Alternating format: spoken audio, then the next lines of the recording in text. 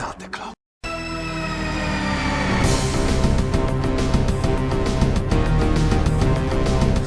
Evening, kids. Dr. Freedom here with you. Time for the Doctor Who news. You know, the story news from in and around the universe that could, might, or somewhat could affect you. It's nice to hear that the Whomobile's been recovered. You know, get that done right off the top of that. Because there was a very interesting article. Here's a copy of it I shared over to the Dr. Freedom page from the Small Space Show.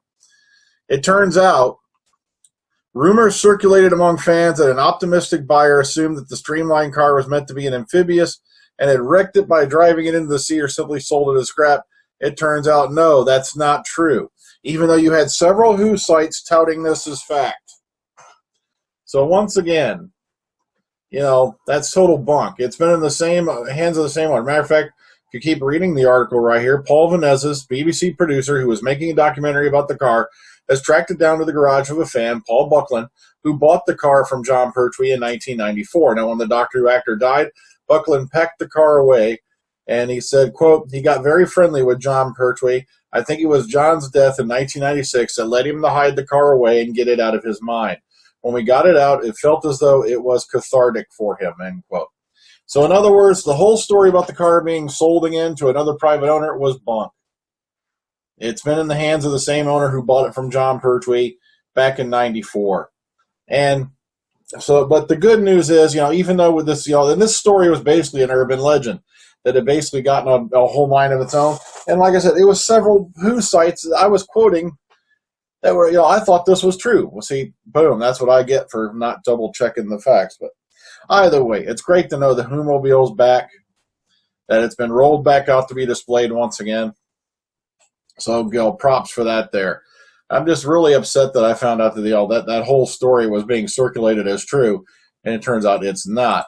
Oh, well, but let's run it over. Let's take a look real quick at Big Finish Productions over on Facebook. Okay, coming out in December for the Doctor Who Early Adventures, the ISOS Network. It said immediately after the TV story, The Invasion, the ISOS Network reveals that the Cyberman threat is far from over. And this is a new story by Nicholas Briggs, starring Fraser Hines and Wendy Padbury. And if you want, you can click this link right here and go get it pre-ordered. Also, they had out this one, The Black Hole, and this will be coming out in November. On a research station near a black hole, time keeps standing still. Investigating the phenomenon, the Doctor discovers a power far greater than any of the monsters that challenged him on his travels. This is a new adventure written by Simon Guerriere. And, of course, Fraser Hines, Deborah Watling, and Rufus Hound is in this one. And, of course, another one, and oh my God, look at that, that's so cool looking. The Forsaken, this will be out in October. Tardis lands on an island off Singapore during the Japanese invasion in 1942. The travelers are found by some British soldiers, among them a certain Private James Jackson, who just happens to be Ben Jackson's father. But they're not the only visitors to the island. New adventure by Justin Richards, starring Annika Wills, Fraser Hines, and Elliot Chapman. Once again, just go to the Big Finish Productions website over on Facebook, you know, their Facebook page, or you can go to bigfinish.com and look these up, and boom, they are available for pre-order right now. So really interesting stuff going on in the world of Big Finish, and like that, I'm saying countermeasures if you're into it. I'm not really into it, but well, up to you. Okay, so good stuff coming out from Big Finish this fall. All right, but here's some interesting things. Let's go back to the present a little bit. Girly Letters put this tweet out earlier today. Someone got the magazine in post today. Now she's referring to Doctor Who Magazine. Have just confirmed that 11 and 12 are shooting next. 9 is going to be the last episode to be filmed. Okay, so that makes this interesting, which means the read-through for last week, they're really going out of order here, is for probably episode 11. And there's only one script on that table. Could it mean something? Maybe Clara's not going to make it all the way through the season. We don't know. It could be maybe her character is just not in episode 11.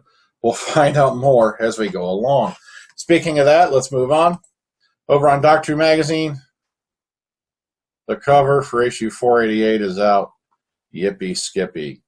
Oh, look, side character I don't give a crap about is on the cover of Doctor Who Magazine. But, well, it's up to you. There's a lot of people like Osgood. I just don't. Sorry, I don't see what the appeal is. It's too geek for me. But well. Then again, I'm a geek myself, so I should be saying it. So that'll be out tomorrow, priced £4.99. I know I crack on Osgood, all right? Come on. Okay, now this is over on Coltbox. Keep in mind, this is an opinion site. Or this is under their opinion, and this is their theories on Osgood's return to Doctor Who this season. And there's a bunch of different ones here if you want to go ahead and go read through them. Like I said, this is just speculation here, but I threw it in because of the fact that Osgood's suddenly the star of the show. No, I'm just being a doom and gloomer. But okay, here's a cute little thing over on Radio Times. The Minions travel in 3 different Tardises for a Doctor Who-inspired video. You know those little buggers right there. Those guys, you know, the guys who look like walking Twinkies with eyes. There you see, check them out. Look at that. Well, check it out. That one's got the alpha action one there. But okay, so apparently the Minions will also visit the set of Coronation Street, Blue Peter, and various news programs in this video, which you can see below. Even though, you know, if you're only interested in the Doctor Who segment, that begins around 2 minutes, 25 seconds. It's only 7 minutes, 10 seconds long, and it's the Minions. Come on, it's cute. It's the Minions. Yes, those crazy, massive, those crazy little Twinkies. Oh, well. Moving on, and this is a bit of a sad story. This was over on the Gazette Live. Doctor Who fan who died suddenly at age 27 is being remembered with a special TARDIS tribute bench. And that's the bench right there. And I think that's very, very moving that they did that, you know.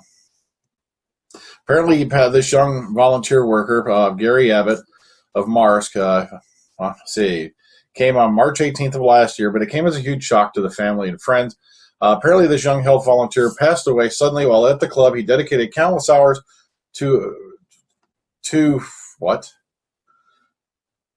from a genetic heart condition he didn't know he had. Now, right there, that don't make any sense. See, I just lost that whole sentence off that bad piece of grammar right there.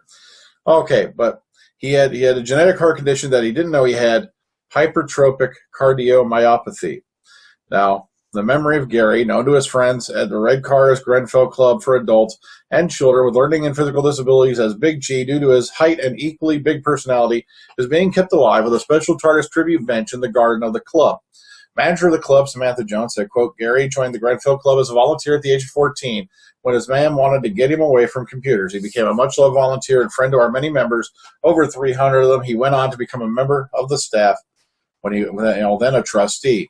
Not only did Gary's huge personality make an impact at the Grenfell Club, he had many friends and colleagues across the borough.